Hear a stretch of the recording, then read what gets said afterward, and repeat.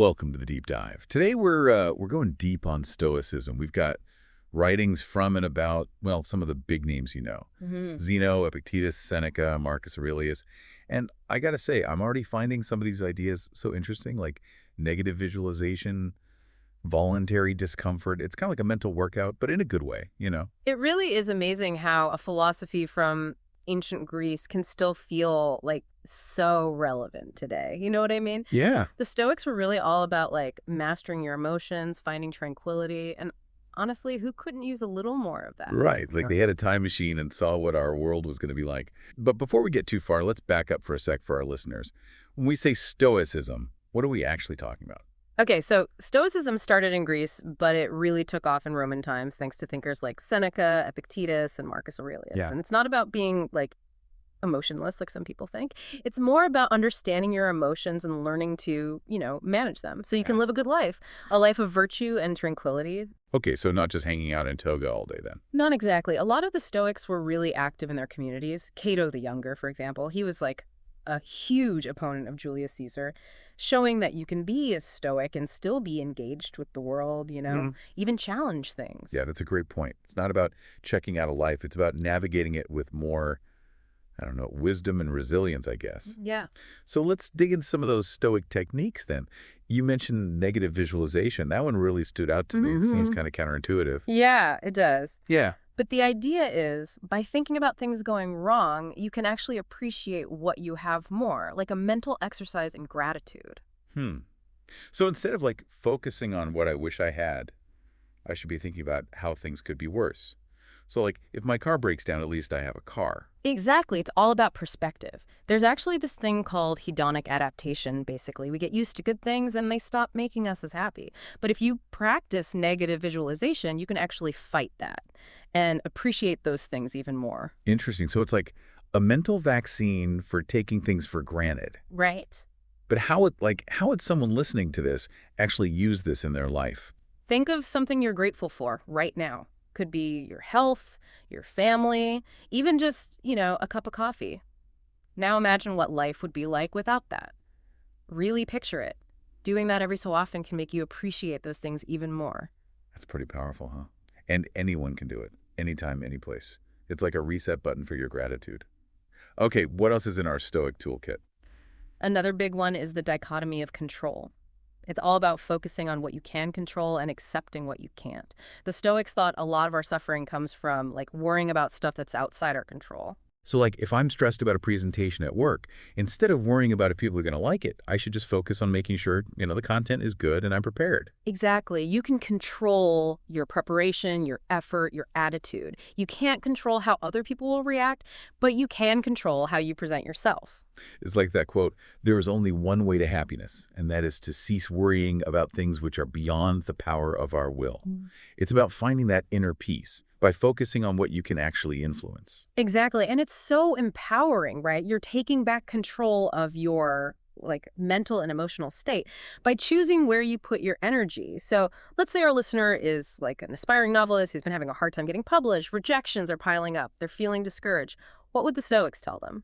I mean, they'd probably say, look, you can't control whether or not a publisher decides to take a chance on your book. There's so many factors, market trends, what editors like, even just plain luck. Yeah. But what you can control is your craft. Yeah. You can keep writing, keep getting better, keep putting your work out there. Right. And by focusing on those things, the things in their control they can find, like a sense of purpose and progress, even when they're facing rejection, it's about shifting from like needing external validation to finding that fulfillment internally. That's a really powerful way to look at ambition, huh?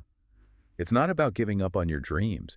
It's about finding a better way to chase them, a way that's less about what other people think and more about your own growth and effort. Yeah. So for anyone listening out there, think about what are some things in your life that are stressing you out? Are those things actually within your control? If not, how can you shift your focus to the things you can influence?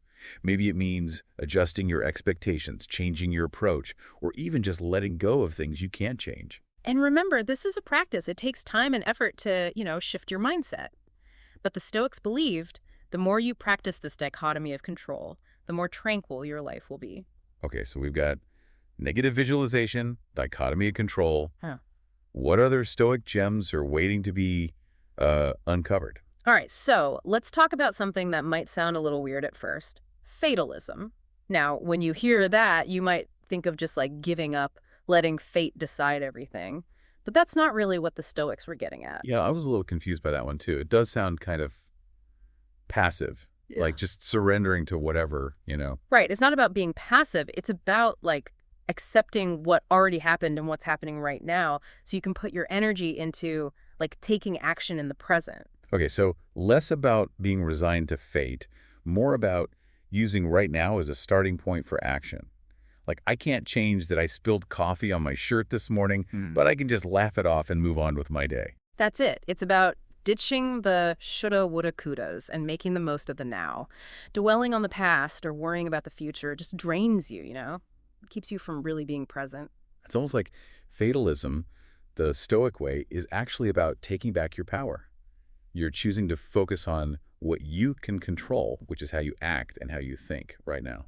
Yeah, exactly. And if you connect that back to the dichotomy of control, it all starts to click. The past is gone, future's a mystery, but the present moment, that's where you have power. So thinking about it this way, for anyone listening, are you lugging around a backpack full of regrets and worries? Stoic fatalism says, put that backpack down, travel light. It's amazing how much easier life is when you're not weighed down by all that extra baggage. It really is. Now, I know we've been deep diving into these Stoic techniques, but Stoicism is also a philosophy about values. The Stoics had some, like, strong opinions about what makes a good life, and it might surprise you. Ooh, now I'm curious. Let's hear it. What they have to say about all the things most people chase after. Fame, fortune, success, all that. Well, they weren't that impressed by them, honestly. They saw fame as fleeting and unreliable, depending on what other people think. And they weren't against wealth, exactly, but they warned about getting too attached to it. So not exactly saying everyone should be poor and unknown. Right. They believe that true wealth is about virtue and living in harmony with nature, basically aligning your actions with reason and, like, the way things are supposed to be. There's actually a story about Cato where he, like, intentionally dressed in a way that went against the fashion of the time, almost like he was trying to make himself immune to what people thought about his appearance. Whoa, that's bold. It's like he was saying, I'm not playing your game of needing validation from how I look. Makes you think, how much energy do we waste trying to impress others? A lot, probably. And the Stoics believed that true happiness comes from inside, from living virtuously. And that actually brings us to another important Stoic value: duty. Duty. They talked a lot about tranquility and peace, right? Those two seem kind of like opposites. That's a good point. It might seem like a contradiction, but the Stoics believed that doing your duty was part of how you achieve that tranquility. They saw it as like a natural expression of how we're all connected. So it's not just about self-care. It's also about like contributing to the well-being of everyone else. Exactly. And it's not always easy. Even Marcus Aurelius, the emperor of Rome, struggled with this. He wrote about how he didn't really like humanity sometimes, but he still believed in doing his duty to society. That's wild. Here's a guy with all the power in the world, and he's still dealing with the same human struggles, like how to be good, how to deal with difficult people. It reminds us that no matter who we are, where we are in life, we're all in this together. And for the Stoics, doing right by others, even the annoying ones, was a key part of living a virtuous life. Okay, but how does this all tie back to our listener? How do they find that balance between taking care of themselves and contributing to everyone else's well-being? It's about finding ways to be part of the world in a way that matches your values. Could mean volunteering, speaking out against injustice, or even just being kind to people you meet every day. And I guess it's also about accepting that you can't make everyone happy, Yeah. right? You're going to run into people who disagree with you, challenge you, maybe even annoy you. Right. And that's okay. The Stoics believed it's not about avoiding conflict altogether, but about choosing your battles and approaching things in a way that promotes, like, virtue and reason. Sounds like a tough balancing act. Finding that sweet spot between personal peace and, social responsibility. But the Stoics seem to think it's a dance worth learning. Okay, so we've covered negative visualization, the dichotomy of control, fatalism, Stoic values. Anything else we should touch on before we wrap things up? There is one more big piece to understanding Stoicism: their view on death. I know it might sound a bit heavy, but it's a really interesting part of their whole philosophy. Let's dive into it. What did the Stoics have to say about death? Were they scared of it? Not really, actually. The Stoics saw death as like a natural part of life, something to accept, not be afraid of.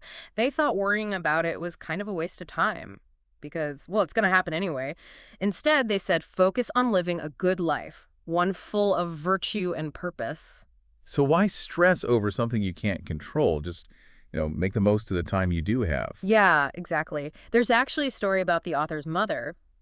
After she had a stroke, she found so much joy in just like ice cubes. Wow. It really shows how even when things are tough, even when you're facing, your own mortality, there's still beauty and pleasure to be found if you look at it differently. That's a really powerful story. It makes me think of that Marcus Aurelius quote. Do not act as if you were going to live 10,000 years. Death hangs over you. While you live, while it is in your power, be good. It's like each day is a gift, right? Just got to make the most of it. Absolutely. And that really ties back to everything we've been talking about. Stoicism is, at its heart, about finding that peace amidst the chaos, mastering your emotions, focusing on what you can control, accepting what you can't, and, just living a virtuous life. It's a really powerful philosophy. I got to say, I'm feeling a little more stoic myself after all this, but it makes me wonder, it's one thing to cultivate inner peace for yourself, right? Mm. But can Stoicism help us with the bigger problems in the world? I mean, the Stoics were all about social duty, but could those ideas apply to things like social justice, climate change, even like political conflicts? That's a great question, and it's something that, scholars and people who follow Stoicism today are still wrestling with. The Stoics were mainly focused on individual virtue and tranquility, but their emphasis on reason, on justice, on the common good, that could definitely be a framework for tackling those big societal problems. So it's not just about finding peace within yourself, but using that peace as like a starting point to engage with the world in a more positive way. I think so, yeah. It's about recognizing we're all connected and working towards a better future for everyone. Well, I think we've got a pretty good job of breaking down Stoicism for our listeners today. Anything you'd like to leave them with, like key takeaways? Definitely. Remember negative visualization. It's not about being a downer, it's about appreciating what you've got. Embrace the dichotomy of control, put your energy towards what you can change, and let go of the rest. And don't shy away from life's challenges, knowing you have the strength inside you to get through them with grace and resilience. And don't forget about those Stoic values. Maybe fame and fortune aren't everything. Maybe real wealth is about living a good life and helping others. It's a lot to think about, but hey, that's what the deep dive is all about, right? Giving our listeners something to chew on, something to maybe spark their curiosity, maybe even shift their perspective a little. Exactly. Stoicism is a philosophy that's lasted this long for a reason. It offers real wisdom that can help us live better lives, both as individuals and as a society. Well, that wraps up our deep dive into the world of Stoicism. Hope you enjoyed the journey and learned something new along the way. Until next time, keep exploring, keep asking questions, and keep diving deep.